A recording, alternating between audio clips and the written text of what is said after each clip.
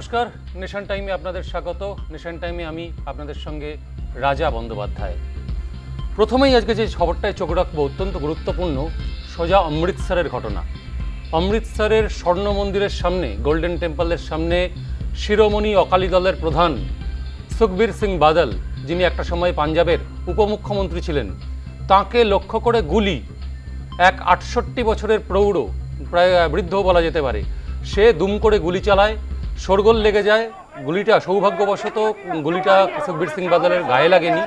সুখবীর সিং বাদল তিনি যখন ঢুকছিলেন স্বর্ণ মন্দিরে হুইল চেয়ারে চড়ে, তখনই তাকে লক্ষ্য করে গুলি চালায়, জামার মধ্যে থেকে পিস্তল বার করে। সঙ্গে সঙ্গে হইচই, যেটা বললাম যে গুলিটা তার গায়ে লাগেনি বলে অল্পের জন্য প্রাণ রক্ষা হলো পাঞ্জাবের প্রাক্তন মুখ্যমন্ত্রীর তথা প্রবীণ এই নেতার। অন্যদিকে সঙ্গে সঙ্গে যে নিরাপত্তা বাহিনী বা আশেপাশের যারা লোকজন, তারা ওই বৃদ্ধকে জাপটে ধরে ফেলে তাকে পুলিশের হাতে তুলে দেওয়া হয়েছে। এইবার সুখবীর সিং বাদল, যিনি দুদিন ধরে, গতকালও গিয়েছিলেন স্বর্ণ মন্দিরে, আজকেও গিয়েছিলেন, তিনি সাজা খাটতে কেন? যে তার বিরুদ্ধে আকাল তখ্ত, শিখ ধর্মের যে সর্বোচ্চ প্রতিষ্ঠান, যাকে অনেকটা কংগ্রেসের হাইকমান্ড বা সিপিআইএমের পলিট ব্যুরোর সঙ্গে তুলনা করা চলে, তারা সুখবীর সিং বাদলকে দোষী সাব্যস্ত করেছিল। দোষী সাব্যস্ত করে সাজা দেয়। দোষী সাব্যস্ত কেন? যে তিনি যখন উপমুখ্যমন্ত্রী ছিলেন, তার বিরুদ্ধে অভিযোগ যে 2015 সালে ডেরা সচ্চা সৌদার সেই বাবা রাম রহিম, যে এখন ধর্ষণের দায়ে জেল খাটছে, সন্ন্যাসিনীকে ধর্ষণের দায়ে আশ্রমের মধ্যেই, সেই ডেরা সচ্চা সৌদার প্রধান রাম রহিমকে তিনি ক্ষমতার বলে, তখন তিনি উপমুখ্যমন্ত্রী ছিলেন, ক্ষমতার বলে জেল থেকে প্যারোলে বারবার মুক্তি দিচ্ছিলেন, অকারণে, কোনো গুরুত্বপূর্ণ কারণ নয়। যখনই প্যারোল চাইছেন তখনই পাঞ্জাব সরকার প্যারোল দিয়ে দিচ্ছে। সেইটাতে নিয়ে অভিযোগ দায়ের হয়। সেই অভিযোগে তিনি দোষী সাব্যস্ত হন। আকাল তখ্ত, এই যে ধর্মীয় প্রতিষ্ঠানের সর্বোচ্চ কমিটি, তারা দোষী সাব্যস্ত করেন এবং তাকে সাজা দেন। যে তার সাজা হচ্ছে যে তাকে স্বর্ণ মন্দিরে আসতে হবে এবং স্বর্ণ মন্দিরের শৌচাগার এবং রান্নাঘর তাকে নিজে হাতে সাফ সুতরা করতে হবে। যারা পরিষ্কার করার কর্মচারী আছেন তারা তো করবেনই, তিনিও আসবেন।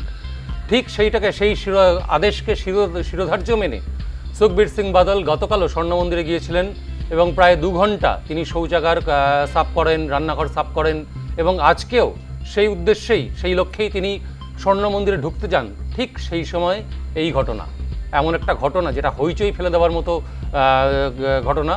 এবং ধৃতকে গ্রেপ্তার করে পুলিশ যেটা তার পরিচয় জানতে পেরেছে, সেই পরিচয় মানে চমকে দেওয়ার মতো। সুকুমার রায়ের সৎপাত্র কবিতার ভাষায় বলতে গেলে আরেকটি সে তৈরি ছেলে। এর অপরাধের রেকর্ড বা বায়োডাটা ঝকমক করছে অপরাধে। 1984 সালে ইন্দিরা গান্ধী যখন অপারেশন ব্লু স্টার, খালিস্তান জঙ্গি বিরোধী আন্দোলন, যেখানে সমস্ত খালিস্তানি জঙ্গিরা তারা পৃথক খালিস্তান রাজ্যের দাবিতে জঙ্গি আন্দোলন শুরু করেছিল এবং স্বর্ণ মন্দিরের ভেতরে আশ্রয় নিয়েছিল, সেই অপারেশন ব্লু স্টার, স্বর্ণ মন্দির থেকে খালিস্তানি জঙ্গি হটানো যখন শুরু করে, সেই সময়, সেই 84 সালে, এই ব্যক্তির নাম হচ্ছে নারায়ণ সিং চৌরা। এ সুদূর গুরদাসপুর থেকে, অমৃতসর থেকে গুরদাসপুর 70 কিলোমিটার দূরে, 70 কিলোমিটার দূর থেকে পাঞ্জাব জামায় পিস্তল নিয়ে এই সুখবীর সিং বাদল তাকে হত্যা করার উদ্দেশ্যে এসেছিল। এইবার তার বায়োডাটা হচ্ছে এইটা, 84 সালে সেই খালিস্তানি আন্দোলনের সময় সে পাকিস্তান চলে যায়, বর্ডার পার করে। পাকিস্তান থেকে পাঞ্জাবে আগ্নেয়াস্ত্র, বিস্ফোরক, নানা কিছু পাঠানো শুরু করে। তারপর খালিস্তান আন্দোলন দমন হয়ে যায়। দুর্ভাগ্যবশত ইন্দিরা গান্ধীও মারা যান। 90 সালে যখন বেশ কিছুটা শান্ত হয় পাঞ্জাব, তখন 90 সালে সে দেশে ফিরে আসে, পাঞ্জাবে ফিরে আসে। এসেও একাধিক অপরাধমূলক কাণ্ড করতে থাকে, একাধিক পুলিশ কেস তার বিরুদ্ধে হয় এবং তার মধ্যে সবথেকে বড় অপরাধমূলক কাণ্ড সেটা হচ্ছে যে 2004 সালে বুড়াইল জেল, পাঞ্জাবের সেই জেল ভাঙার ষড়যন্ত্রে সামিল ছিল। জেল ভেঙে সেই বুড়াইল জেলে আন্তর্জাতিক জঙ্গি হিসেবে স্বীকৃত খালিস্তানি জঙ্গিরা, 4 জন খালিস্তানি জঙ্গি তারা বন্দী ছিল দীর্ঘদিন ধরে অপরাধী হিসেবে, জঙ্গি হিসেবে। 94 ফুট সুড়ঙ্গ খোঁড়ে তাদেরকে পালানোর জন্য এবং 94 ফুট সুড়ঙ্গ খোঁড়ে জেলের ভিতর দিয়ে সেখান থেকে 4 জন খালিস্তানি জঙ্গিকে পালাতে সাহায্য করে এবং পাশাপাশি বিদ্যুৎ বিচ্ছিন্ন করে দেয় কারাগারের। এইবার আজকে হঠাৎ করে সকালবেলা কেন সুখবীর সিং বাদলকে সে টার্গেট করতে গেল, প্রাক্তনী খালিস্তানি জঙ্গি, সেটাই পুলিশের মূল জানার বিষয়। এবং এই নিয়ে পাঞ্জাব সরকারও জানিয়েছে, ঘটনার তীব্র নিন্দা করেছে এবং পুলিশ অত্যন্ত গুরুত্ব সহকারে খতিয়ে দেখবে, এমনটাই জানানো হয়েছে পাঞ্জাব সরকারের পক্ষ থেকে। আমরা শুনে নেব পাঞ্জাবের অর্থমন্ত্রী হরপাল সিং চিমা এই ঘটনার পর গোটা বিষয়টা নিয়ে কি প্রতিক্রিয়া জানিয়েছেন আমরা শুনব। सबसे पहले तो मैं इस हमले की कड़ी निंदा करता हूं। ऐसा बिल्कुल मैं समझता नहीं होना चाहिए था, क्योंकि वो सुखबीर सिंह बादल जी एक धार्मिक जो उनको सजा लगी हुई थी उसको पूरा करने के लिए बतौर हरमिंदर साहब में गए हुए थे। वहां पे हमला होना, मैं इसकी एक बार फिर निंदा करता हूं। और दूसरा, मैं समझता हूं हमारी पंजाब पुलिस ने तुरंत कार्रवाई करते हुए एक बड़े इंसिडेंट को जो है टाल दिया, और बहुत ही उन्होंने अपना सूझबूझ से काम लिया, तो तुरंत पकड़ लिया। मैं समझता हूँ पंजाब पुलिस ने बहुत अच्छा किया। मैं पंजाब पुलिस का भी धन्यवाद करना चाहता हूँ। पंजाब में लॉ एंड ऑर्डर बिल्कुल ठीक है, क्योंकि लॉ एंड ऑर्डर तो खराब तब होता जो यहाँ कोई गलत काम होता। यहाँ तो बिल्कुल सब कुछ ठीक हो रहा है। हाँ, बिल्कुल ये एक हमला हुआ था, उसको पंजाब पुलिस ने बहुत अच्छे तरीके से टैकल किया है। এবার আমরা চোখ রাখবো মহারাষ্ট্রের খবরে, কারণ আগামীকাল শপথ গ্রহণ। তার আগে এতদিন পর্যন্ত টানাপোড়েন চলছিল মহারাষ্ট্রের কুর্সিতে মুখ্যমন্ত্রীর আসনে কে বসবেন। আজকেই অবশেষে এতদিন টানাপোড়েনের পর, প্রায় 14 দিন টানাপোড়েনের পর চূড়ান্ত হয়ে গেল দেবেন্দ্র ফডনবিস, বিজেপি নেতা তথা প্রাক্তন মুখ্যমন্ত্রী। সেই দেবেন্দ্র ফডনবিসই মহারাষ্ট্রের কুর্সিতে বসছেন। বিজেপির বিধায়ক দলের আজকে বৈঠক ছিল মুম্বাইতে, এবং সেই বৈঠকে কেন্দ্রের তরফ থেকে পর্যবেক্ষক হিসেবে উপস্থিত ছিলেন কেন্দ্রীয় অর্থমন্ত্রী নির্মলা সীতারামন।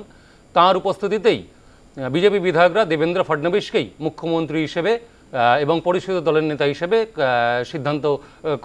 সিদ্ধান্ত গৃহীত করলেন, এবং তাতে শিলমোহর পড়ে গেল। যে টানাপোড়েনের বিষয়টা, তার কেন্দ্রবিন্দুতে ছিলেন বিজেপির এই ক্ষেত্রে মহাজোটির আরেক শরিক একনাথ শিন্ডে, ভেঙে আসা শিবসেনা গোষ্ঠী, উদ্ধব ঠাকরে থেকে ভেঙে আসা গোষ্ঠী।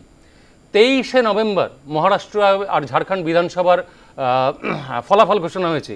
হেমন্ত সোরেন ইতিমধ্যে ঝাড়খণ্ডে মুখ্যমন্ত্রী হিসেবে শপথ নিয়ে ফেলেছেন, কিন্তু 23শে নভেম্বর থেকে মুখ্যমন্ত্রী মহারাষ্ট্রের ক্ষেত্রে কে হবেন তাই নিয়ে কিন্তু টানা পোড়েন, দর কষাকষি চলেই যাচ্ছে।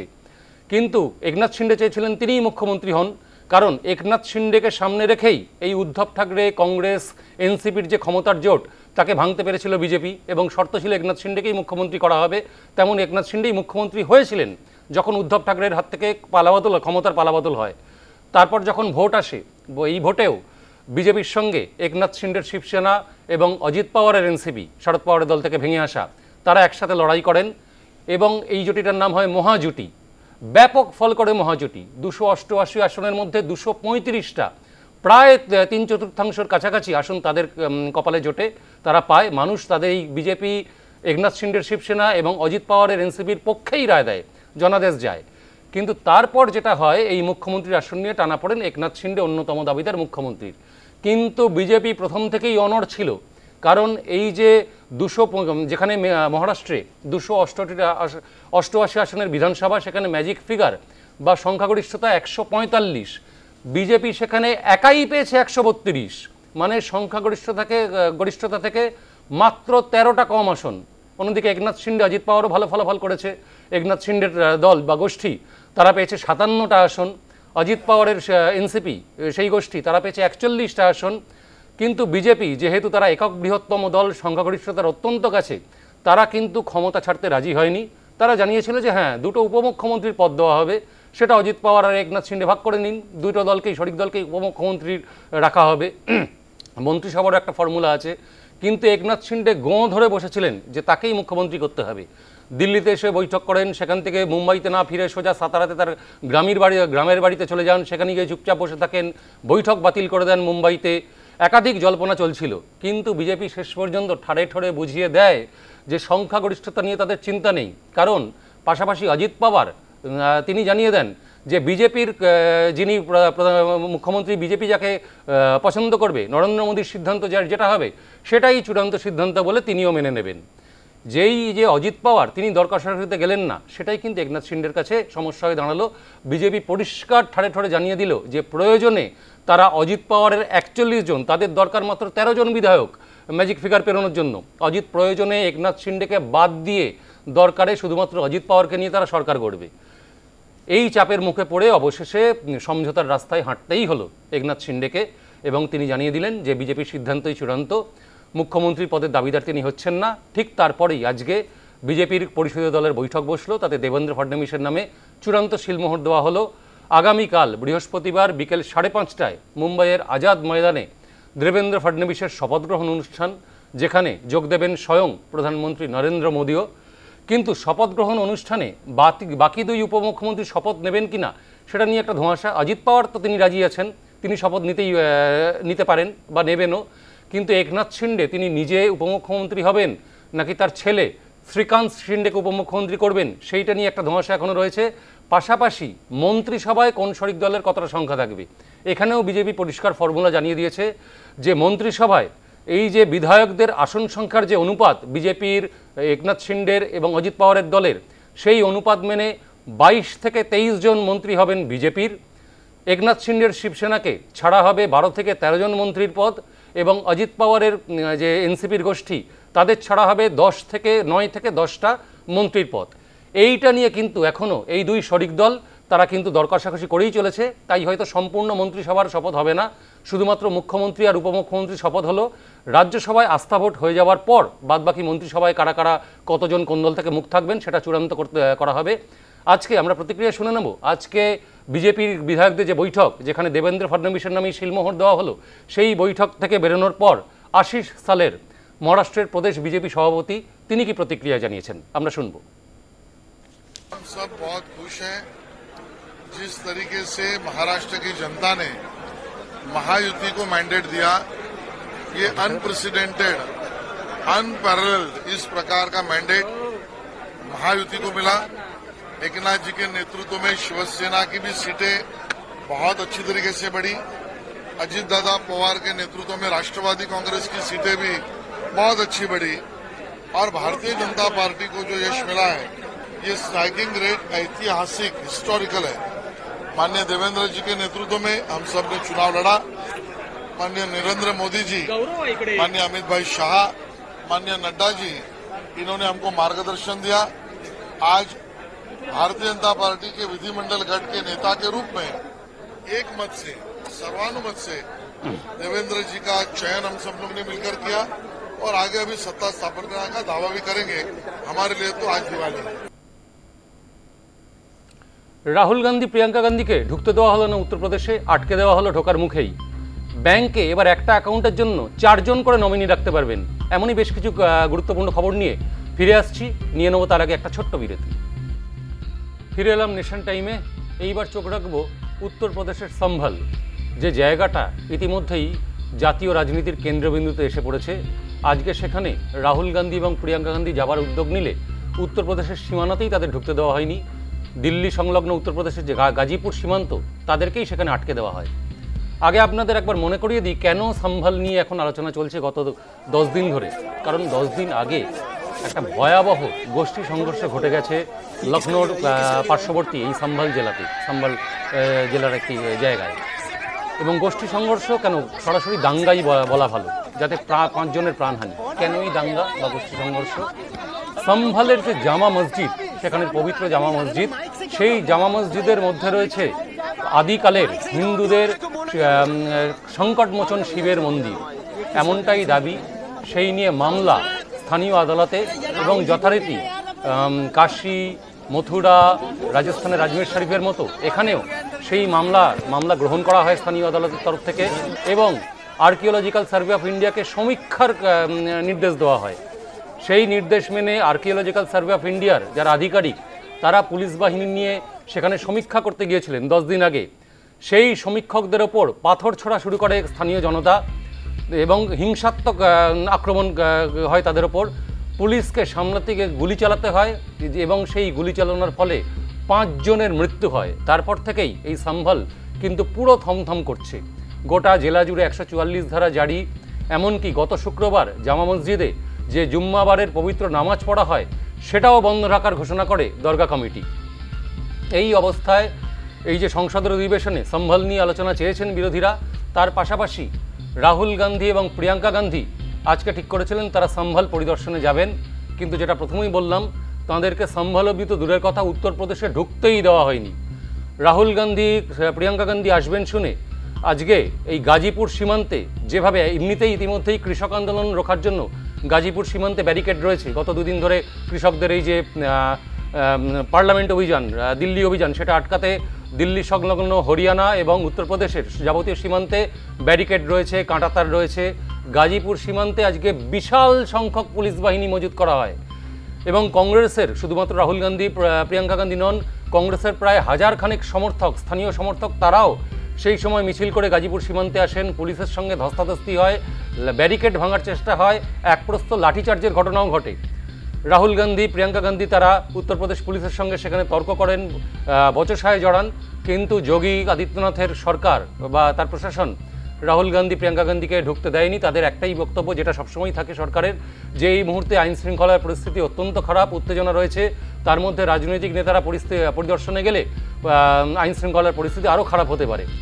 কিন্তু গোটা বিষয়টার দায় উত্তরপ্রদেশ প্রশাসন বা যোগী আদিত্যনাথের যে বিজেপির সরকার, তার ঘাড়েই চাপিয়েছেন রাহুল গান্ধী, প্রিয়াঙ্কা গান্ধী, যে এইভাবে ঘটনাকে ধামাচাপা দেওয়া হচ্ছে, বিরোধীদের কণ্ঠরোধ করার চেষ্টা করা হচ্ছে, এমনটাই অভিযোগ। অর্থাৎ এই সম্ভালের এই যে দাঙ্গা, গোষ্ঠী সংঘর্ষ, সেটা কিন্তু একদিকে যেমন সংসদে বিরোধীদের হাতের ইস্যু, তেমনই মাঠে ময়দানে নেমে বিরোধী শিবিরও কিন্তু এটাকে রাজনৈতিকভাবে এজেন্ডা শুরু করলো, যেটা আজকে রাহুল গান্ধী, প্রিয়াঙ্কা গান্ধীর সম্ভালের যে যাওয়ার যে কর্মসূচি, সেটা থেকেই পরিষ্কার। আমরা চলে আসবো পরের খবরে।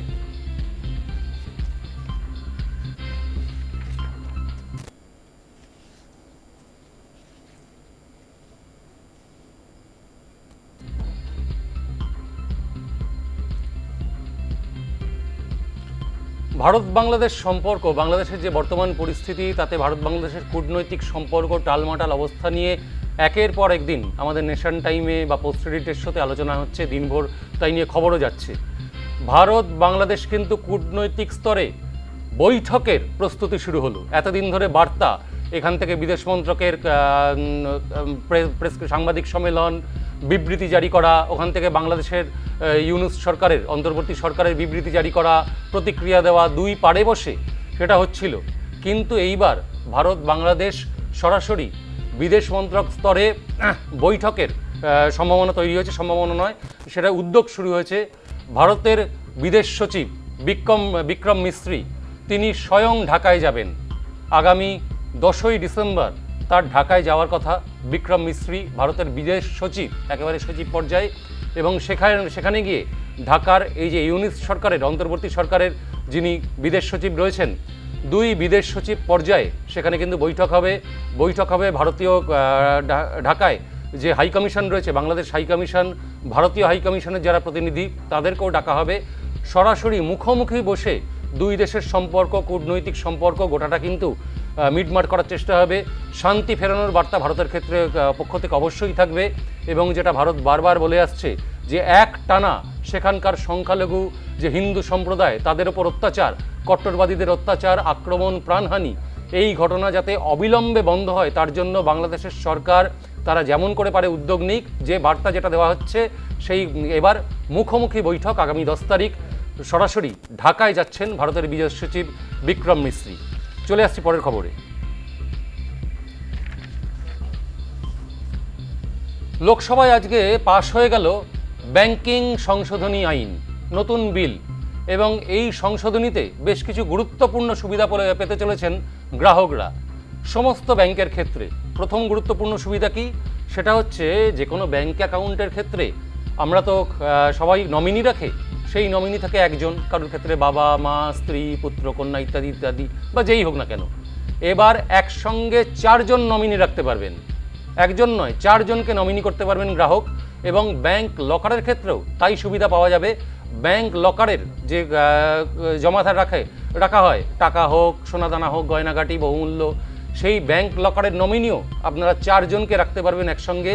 এবং চাইলে কোন নমিনি কত শতাংশ করে টাকা পাবেন, নমিনি রাখার মানে তো যিনি গ্রাহক তার অবর্তমানে সেই নমিনি তার অ্যাকাউন্টে বা লকারে যা আছে সেই সম্পদের মালিক হবেন। তো যেহেতু 4 জনকে আপনি নমিনি করতে পারবেন, তাই কত শতাংশ করে কোন নমিনি কত শতাংশ সম্পত্তির মালিক হবেন সেটাও আপনি ঠিক করে রাখতে পারবেন। এমনটাই বিল আজকে লোকসভায় পাশ হয়ে গেল। চলে আসবো পরের খবরে।